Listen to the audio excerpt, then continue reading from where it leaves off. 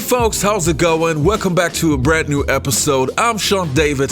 Let's talk some old school NBA. You know, I gotta be honest, when it comes to the current NBA, there are not too many players that I really enjoy. To be precise, it's maybe a handful. But one of those players is Luka Doncic. And many people and many fans especially really compare Luka Doncic to Larry Bird. So in today's episode, I want to compare Luka Doncic and Larry Bird and see how many similarities they actually have. But before we get to that, I want to give a quick shout out to my Patreons. Thanks a lot, you guys, for supporting the show. It's really appreciated. And I would say enough said, let's dive right into today's episode.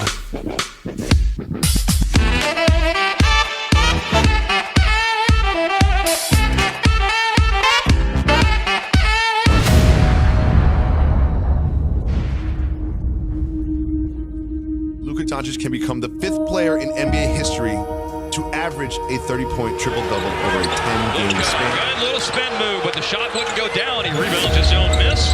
He's going to go back. He fakes Gobert.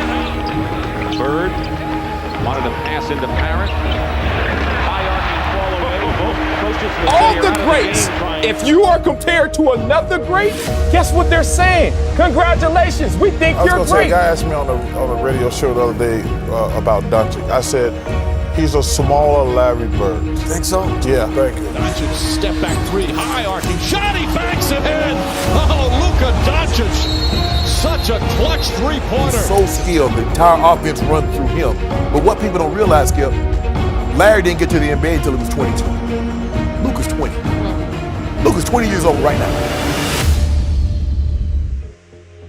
Now, before we dig deep into the comparisons, let me have a quick look back at the career of Larry Bird and Luka Doncic. Larry Bird is 6'9" small forward / power forward that proved that you don't need to be the greatest athlete to become the greatest player. Drafted with a 6th pick overall by the Boston Celtics in the 1978 NBA draft, it took the Celtics another year before they could finally see Larry Bird wear the green and white. Boston was going through rough times in 1978, gone were the championship teams of old that would dominate the league for years. So when Larry came, he helped to turn the franchise around. Actually, it was the biggest turnaround in NBA history at the time. Larry was sensational from the get-go, literally a player that could do everything: score, pass, rebound, and hustle after every single loose ball. This would help Larry to win the Rookie of the Year, 3 NBA championships, 12 All-Star nods, and a legacy like no other. With Luka Doncic, it was just a little bit different. He became a star in Europe at only 17 years old. Dominating grown men, Luka quickly received a reputation to be Europe's brightest prospect. He was drafted with the 3rd pick by the Atlanta Hawks in the 2018 NBA draft, and then was traded to the Dallas Mavericks, who were desperately looking for a franchise player to replace Dirk Nowitzki. Many scouts were skeptical at first that Luka's lack of athleticism could result in a poor NBA career, but quickly changed their mind once they saw how great Luka performed right in his rookie season. He looked like a 5-year vet right away, and his all-around skills were simply amazing. Also, he is a player that can almost do everything. He didn't shy away from responsibility and quickly became one of the best players in the entire league in only his 2nd season. Now let's have a look at their similarities and what we can find to compare these two incredible players. I want to start off with passing. Now, it's not often that a tall player is also a good passer, and I want to make clear that to me, there's a huge difference between being a good passer and a great passer. Luka and Larry are both great passers, and also the way they pass is actually pretty similar. If it is their fundamental passing or a no-look pass, they simply got it. But in my opinion, their biggest similarity in passing is their creativity. They would both pass the ball between the legs of their opponent if that would be the best option. Not too many players would do that, at least not on purpose. I think it's safe to say that both players were blessed with the so-called passing gift. If I would have to choose who's the better passer, I would say it would be Larry, but just by a slight margin. Next, I have the clutch plays. Now, I mentioned earlier that Luka does not shy away from responsibility, but neither did Larry Bird. When the game is on the line, both players want the ball, and they both are able to make the most difficult shots in the clutch. 9 seconds to go. This is it. You can count it down with me. Bird in it comes to Maxwell. Max puts it on the floor. We're down to 6. Bird in the corner. Double fake. Jumper. Score! Larry Bird hits it with 2 seconds left. Listen to the crowd. He wasn't out to play basketball for the money. He was out there to step up and win and look in your eyes and say to you, you can't beat me. They clear it out a bit for John. Larry tries to fight his way through with Barkley all over him. They're not going to call a foul. It goes to Bird. He's open. Got it at the buzzer. Well, we wondered if he had the magic again. There it was. He had unshakable confidence. If he could get his shot off, he felt like we was going to win the ball game. 2-point Maverick lead. Bird's the man they want to have it. Yes, indeed. Bird for 3. Yes! Larry Bird for 3. Celtics lead it by 1. What can you say about Larry Bird?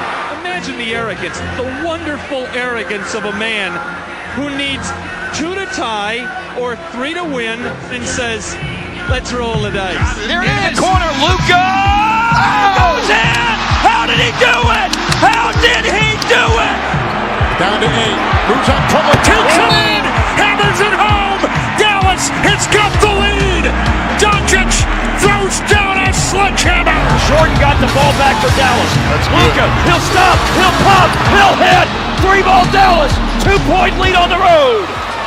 Next on my list, I have the ball fakes, something that I considered somewhat of a lost art.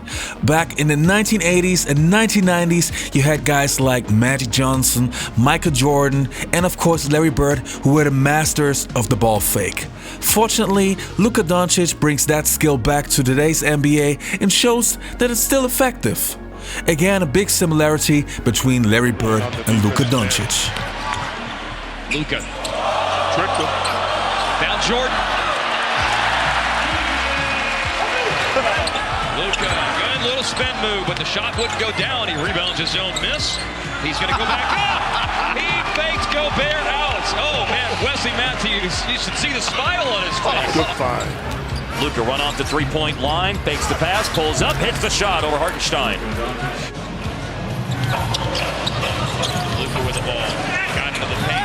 Got bumped by Collins and throws in a prayer and is in utter disbelief, as we all are, that there was no foul. Oh, nice. Luka on the bounce, shot fake, then lets it fly, it hits. Next on my list, I have the step back. Back in the 1980s and 1990s, the step back was not a move that was used by many. But Larry Bird quickly realized that with his size advantage, it would be the perfect move for him.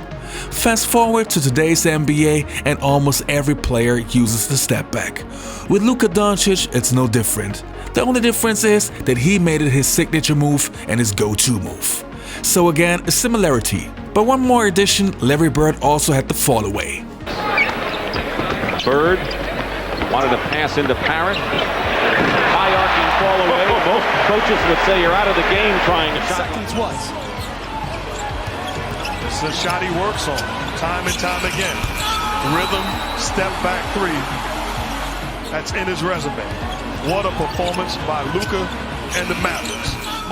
You know, as I mentioned before, I really enjoy Luka Doncic, and there are a couple of reasons why. He reminds me of that old school mentality, and not only that, but his playing style really would fit in the 1980s and 1990s.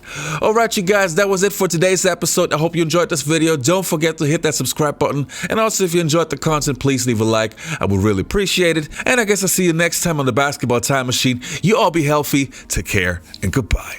Yeah, because we fight over Larry. Okay. You and yes, I fight over Larry. I won. Like we fight over Red Men and Larry. Yes, okay. Yes. And I've never compared a player to him until now.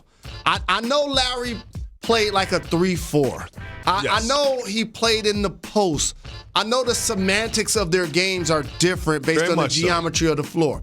I'm talking about pace, court vision, and versatility. Larry Bird was a different kind of triple-double than Magic Johnson.